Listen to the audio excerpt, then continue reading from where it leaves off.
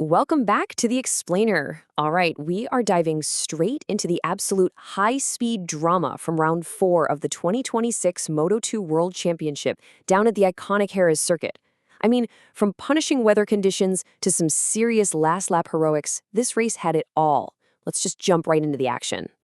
Okay, let's look at the conditions first, because the biggest factor of the day, a scorching 31 degrees Celsius track temperature. Combine that with these really tricky 14-kilometer-per-hour winds, and you've got a recipe for chaos. Harris is famous for extremely high grip, but that intense heat puts this abnormal, massive thermal load right on the front tires. It meant the riders had to push the absolute limits of their bikes, all while desperately babying their rubber for that inevitable late race battle. So here's exactly how this 21-lap tactical battle unfolded.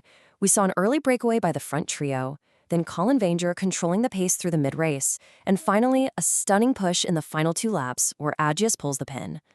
Man, when those lights went out, the start was nothing short of explosive. Pole sitter Colin Vanger, along with the Liqui Moly Intech GP teammates, Manuel Gonzalez and Senna Agius, they just immediately separated themselves from the rest of the pack. They leaned those Calyx machines so aggressively into turn 1, literally leaving the chasing group in their dust. It was this breakaway of pure pace.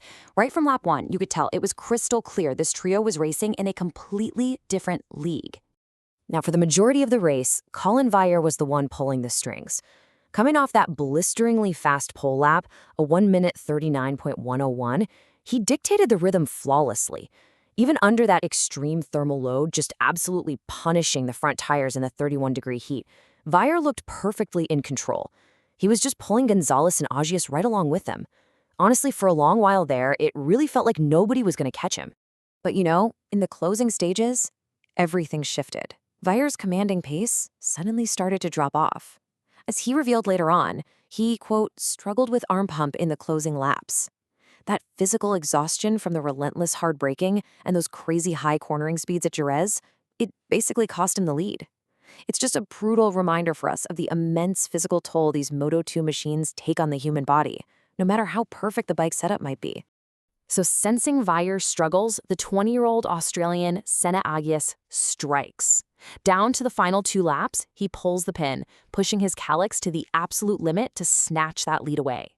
He was unbelievably aggressive, accelerating out of the corners, completely unfazed by his own fading front grip. He stormed to the front, and, even with his teammate right there breathing down his neck, Agius's momentum was just unstoppable. At the checkered flag, a razor-thin 0.885 seconds. That is all that separated Agius and his teammate Gonzalez. Think about that.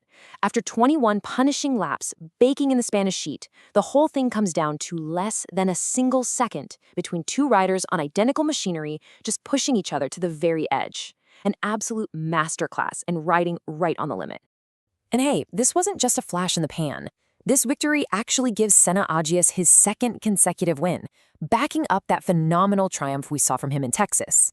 For a 20-year-old kid to navigate these incredibly tricky conditions, master this whole tire management puzzle, and take back-to-back victories, no way. It just completely proves his mental toughness and his undeniable talent on the world stage.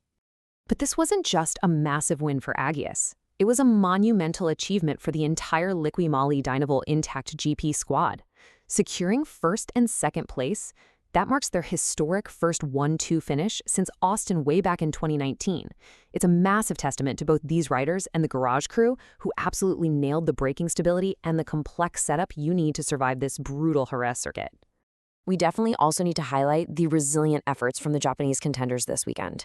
Ayumu Sasaki fought so hard through those tricky conditions, putting in a really gritty ride on his Calyx to secure some valuable championship points, finishing up in 12th place.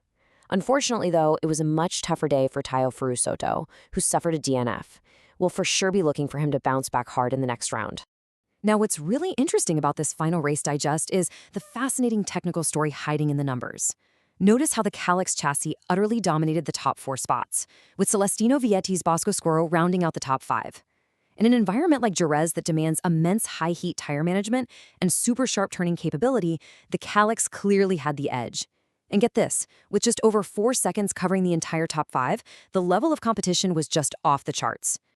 Moving over to the updated championship points ranking, we are seeing a brilliant dynamic unfolding here. Even with Agius charging up the board with his back-to-back wins, Manuel Gonzalez still holds the top spot on the leaderboard with 59.5 points. Gonzalez's unwavering consistency is keeping him just ahead. But, with his teammate literally right on his heels at exactly 50 points, it's shaping up to be this insanely intense intra-team battle.